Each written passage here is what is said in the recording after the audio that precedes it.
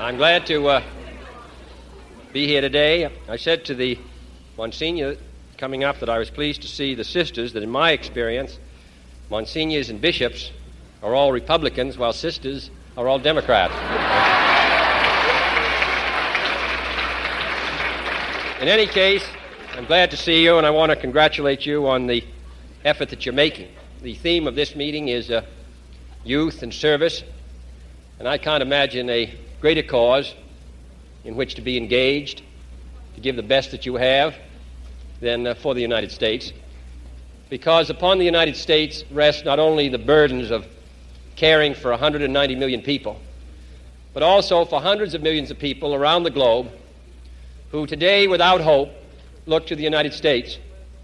Whatever we're able to do in this country, whatever success we're able to make of ourselves, whatever leadership we're able to give, whatever demonstration we can make that a free society can function and move ahead and provide a better life for its people, all those things that we do here have their effect all around the globe.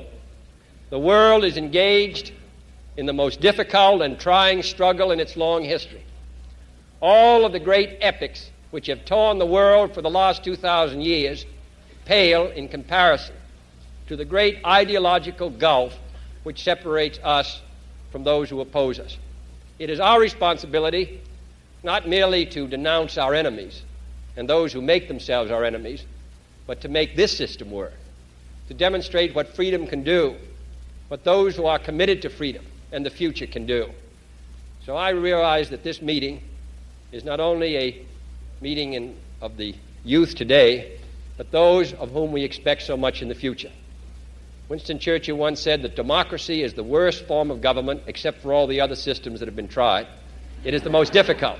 It requires more of you: discipline, character, self-restraint, a willingness to serve the public interest as well as our own private interest. All of these priests and sisters who have gathered you together from all over the United States don't do it merely because, even though they want you to do well, they don't do it merely because they want 4,000 or 5,000 boys and girls to do well. It's because they regard you as the future leaders of the United States, as the future leaders of a great free country. That's why I come here today. Not just because you are doing well and because you're outstanding students, but because we expect something of you.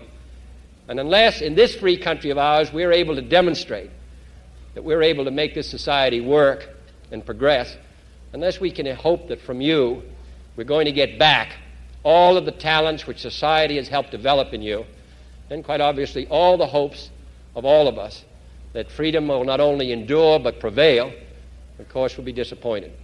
So we ask the best of you.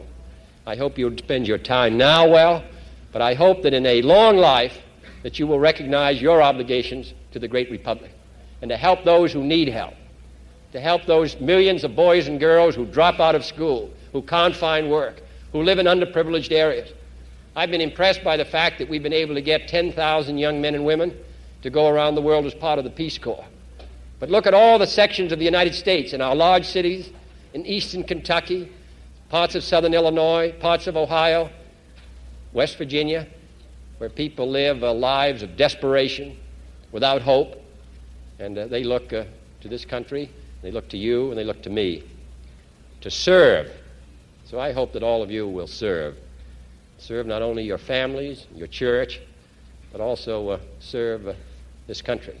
It deserves the best.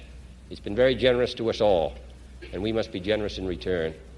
So I congratulate you on what you've done, and most of all, I congratulate you on what you're going to do. Thank you.